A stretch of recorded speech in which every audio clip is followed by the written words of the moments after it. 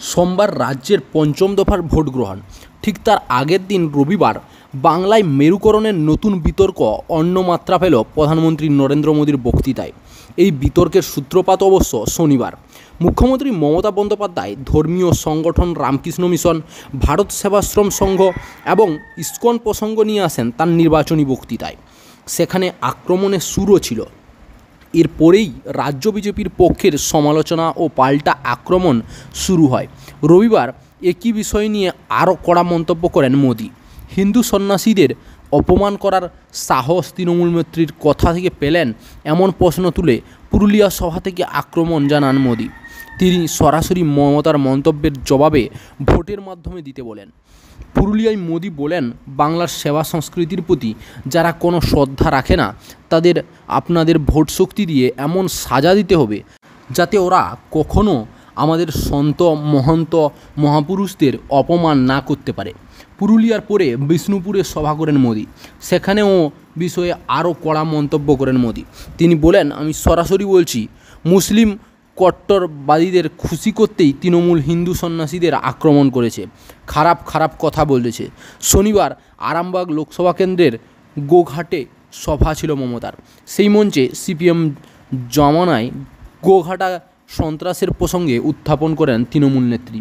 সেই প্রসঙ্গেই ওই সময়ে সিপিএমের হাতে আক্রান্তদের সাহায্যার্থে কামারপুকুরের রামকৃষ্ণ মিশনের ভূমিকার প্রশংসা করেন মমতা।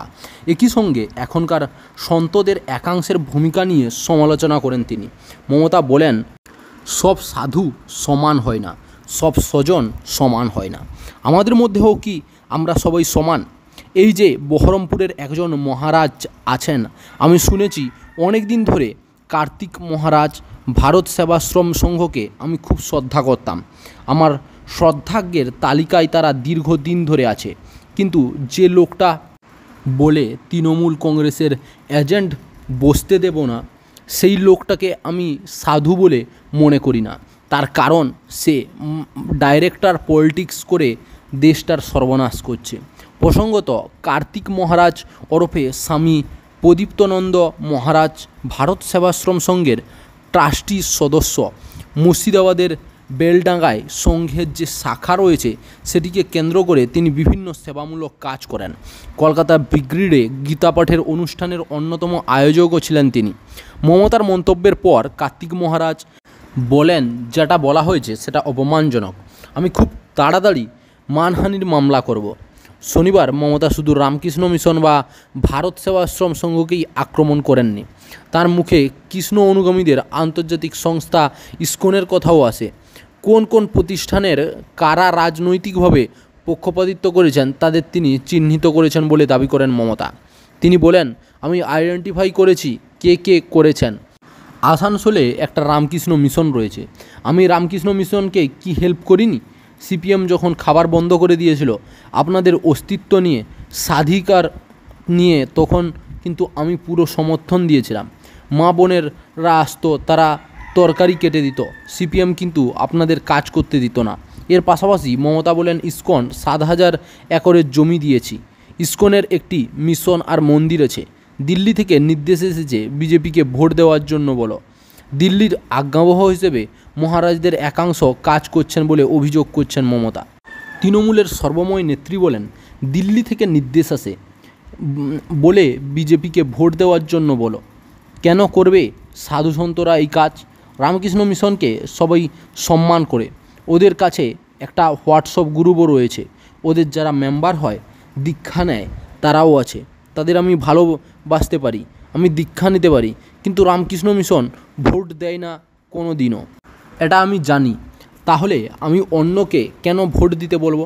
মমতা আরও বলেন, কেউ কেউ ভায়োলেট করছে, সবাই নয়। কিন্তু মনে রাখবেন, স্বামী বিবেকানন্দের বাড়িটাই থাকতো না আপনাদের এই মেয়েটা যদি না থাকতো।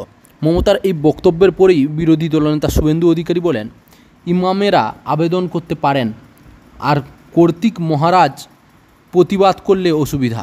বিজেপির কোনো মঞ্চে তারা ছিলেন না। তারা এখানে সনাতন হিন্দুদের উপর আক্রমণের প্রতিবাদ করেন। পাশাপাশি শুভেন্দু মুর্শিদাবাদের ভারতপুরের তৃণমূল বিধায়ক হুমায়ুন কাবিরের বিধ্বংসমূলক মন্তব্যের প্রসঙ্গ টানেন। তার কথায় বিজেপি নূপুর শর্মাকে সাসপেন্ড করে আর উনি হুমায়ুন কবিরের কথা চুপ করে শোনেন। উল্লেখ্য, হুমায়ুনের সংশ্লিষ্ট মন্তব্যের জন্য নির্বাচন কমিশন তাকে শোকজ করেছিল।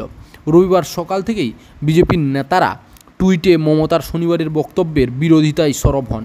এরপরে প্রধানমন্ত্রীর সভাতেও এই প্রসঙ্গে উঠতে পারে বলে মনে করা হয়েছিল। পুরুলিয়ায় সভায় বলেন মোদি।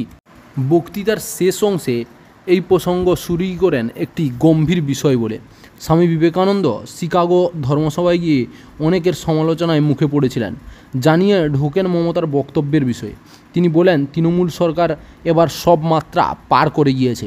আজ দেশ এবং বিদেশে খ্যাত ইস্কন, স্বামী বিবেকানন্দর বানানো রামকৃষ্ণ মিশন এবং ভারত সেবা সংঘ, যাদের সেবা এবং সৎ কাজের জন্য গোটা দুনিয়া জানে, ভারতের নাম উজ্জ্বল করে কিন্তু আজ বাংলার মুখ্যমন্ত্রী রামকৃষ্ণ মিশন এবং ভারত সেবাশ্রম সংঘের সন্ন্যাসীদের প্রকাশ্যে হুমকি দিচ্ছেন, মঞ্চ থেকে চ্যালেঞ্জ করছেন।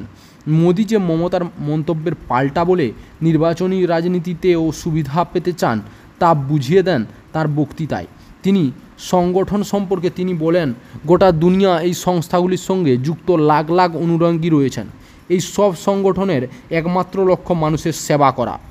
এরপরে গলার ঝাঁঝ বাড়িয়ে তিনি বলেন, বাংলার সরকার তাদের দিকে আঙুল তুলেছে, নাম করে করে হুমকি দিচ্ছে।